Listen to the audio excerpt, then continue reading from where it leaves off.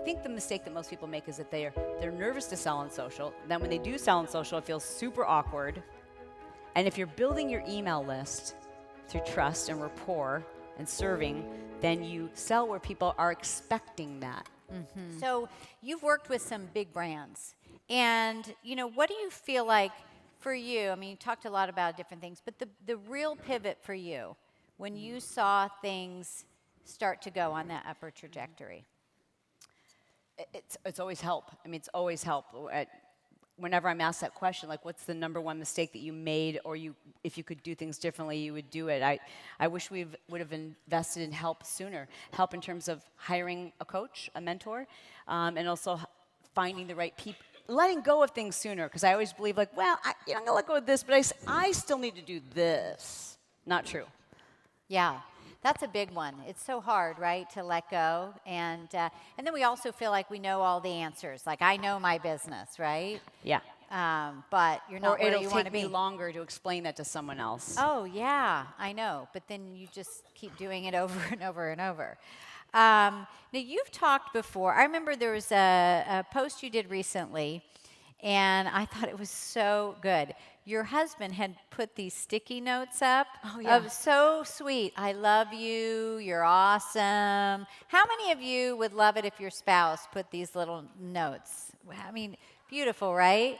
And so you got on there and I cracked up. It was just so true. You go, thank you so much for all of you that pointed out the bad grammar that my husband used. He forgot his apostrophe. He forgot the apostrophe in your. Okay? And you're like, thank you, but no thank you, right?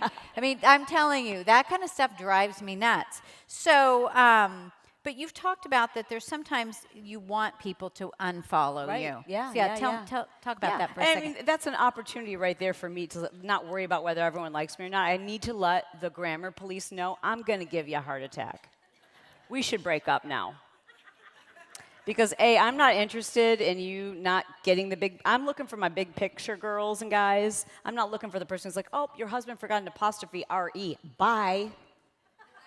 Like, leave. And so you actually have to be okay, realizing that the more you can niche down who it is you're serving and be okay with the fact that you offend people. Another example of that is we will often in our emails, I'll start the email off with, dude, because that's how I speak. I'm from the 80s. I'm certified in hairspray.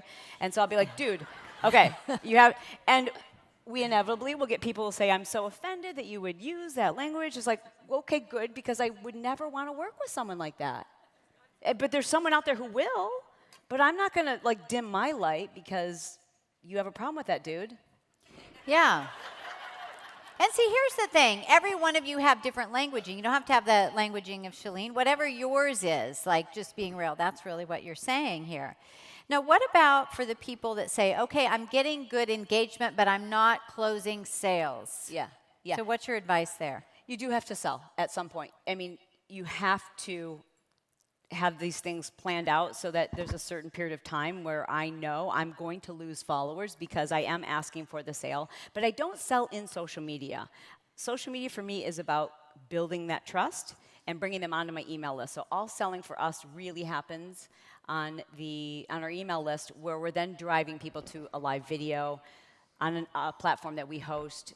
But I really do not sell very rarely on social. And even like everyone's so desperate to get the swipe up, you don't need the swipe up on Instagram. You know what I'm talking about, right? When you hit 10K, you get the swipe up. Swipe up just sends people away and you don't even know what they're doing. Instead, say to people, if you're interested in knowing more, DM me. It's much more personal and much more effective than just a swipe up where you're sending people away. It's about those personal conversations. So I think the mistake that most people make is that they're nervous to sell on social. Then when they do sell on social, it feels super awkward.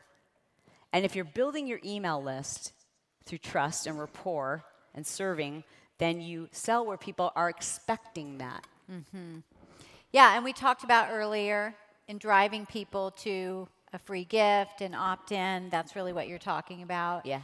And then you're nurturing them. So you're saying it's engagement, really building the relationship. Yeah. Knowing what people are really struggling with. Know what the problem is what is the problem you solve? And is it obvious when I go to your Instagram bio?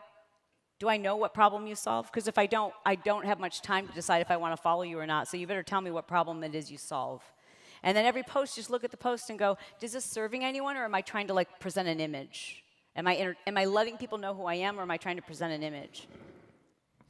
So you work with your husband, Uh-huh. and I work with my husband. How many of you are family-run businesses? Yeah. Any piece of advice for when you're working with, anyone here have any challenges working with their spouse? There's a lot of laughter going on. It's all smooth. Yeah. Well, it was horrible at first. I mean, it was really horrible. Really, really, really horrible. And did I mention really? And we went to therapy and learned how our language, how we need to communicate with each other, and how some of the language I was using was emasculating and not very kind. I would say, I need help with my thing today, or in my business. And we just learned that it's our thing. That's the first thing. And then just really recognizing that you can't, if you're working with a partner, whether it's someone you're married to or your own business partner, I'll bet even if you're not working with your significant other, if you have a partner, it's likely because you have opposite strengths. So don't be pissed off when they can't do the things that you can do, because you can't do the things they can do. Instead, praise them, recognize them, see the blessing in it.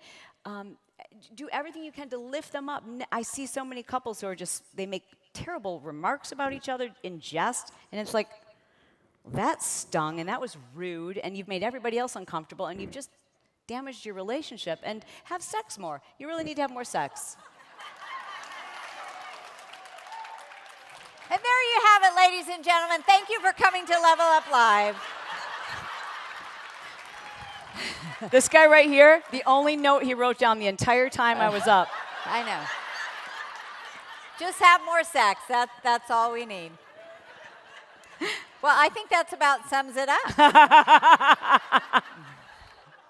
Thank you. I hope you found this valuable, and if you want more support, guidance, wisdom, inspiration to scale your business from top business experts, check out this video right here next to me. And don't forget, your dreams are important. You are here to make a difference. Now be sure to subscribe below as well.